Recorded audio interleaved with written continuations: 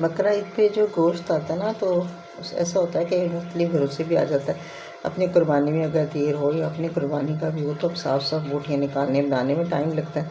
तो जैसे ये देखें, मुख्तलिफ जगह की बोटियाँ, कई ये पसली का हो गया, ये वैसी बोटी हो गई, ये चर्बी हो गई। तो हमने क्या करना है कि सबसे पहले ना ये धो के साफ़ करके और इसको थोड़े ज़्यादा पानी में उबालने रख देना है। साथ में जो कबाब बनाते हैं उसमें जो साबित मिर्चें हैं, नमक है, लहसुन, अदरक और प्याज ये डालना है।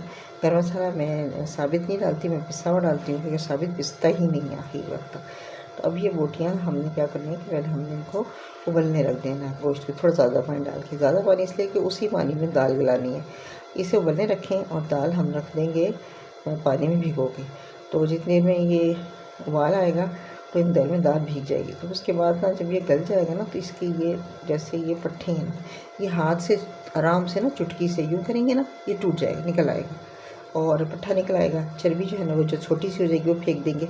हड्डियाँ इस तरह हम हड्डी भी इसकी सब निकल आएगी। लेकिन उसका फ़ायदा ये है कि हड्डी का जूस, चिकनाई, ये इसकी वजह से कबाब इतने मज़ेदार होते हैं कि जो गोश्त खोर लोग हैं ना वो कहते हैं आज क्या लाजवाब कबाब बने हैं।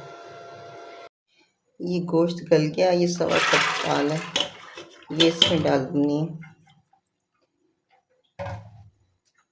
साथ में ये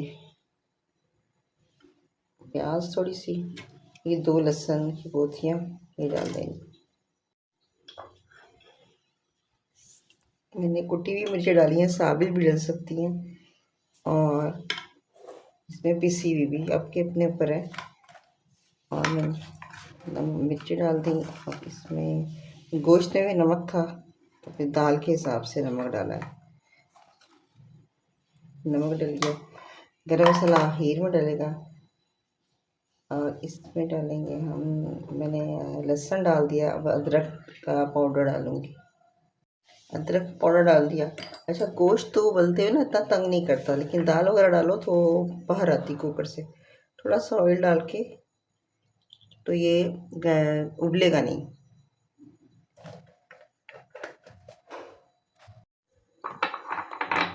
अब ये गोश्त ना तैयार हो गया है, दाल और गोश्त तैयार हो गया है।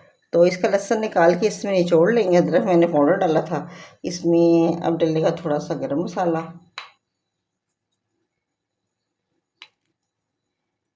अच्छा, और डलेगा इसमें थोड़ा सा आटा, चाहे मकई का डाल लें चाहे ये, इससे ज़रा बाइंडिंग अच्छी हो जाती है। अब इसके बाद हम इसको पीस लेंगे और फिर हम इसमें मिलाएंगे हरा मसाला। ये कीमा पीस गया। अब हमने इसमें ना ये हरा मसाला डाला, ये मैंने थोड़ा निकाला है।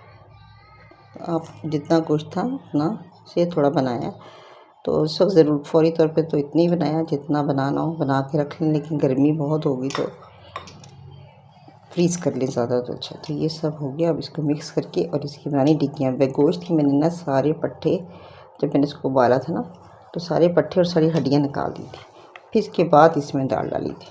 अब बस इसको मिक्स करना है, इसकी टिक्कियाँ बनानी है। इस तरह बस जैसे आम कीमे के कबाब या गोश्त के बनते हैं तो बकरा ईद के गोश्त के भी इसी तरह बनते हैं। फ़र्क सिर्फ ये होता है कि हमने इसका टेस्ट ज़्यादा अच्छा होता है और हमने इसकी हड्डियाँ और पट्ठे वगैरह निकालने होते हैं।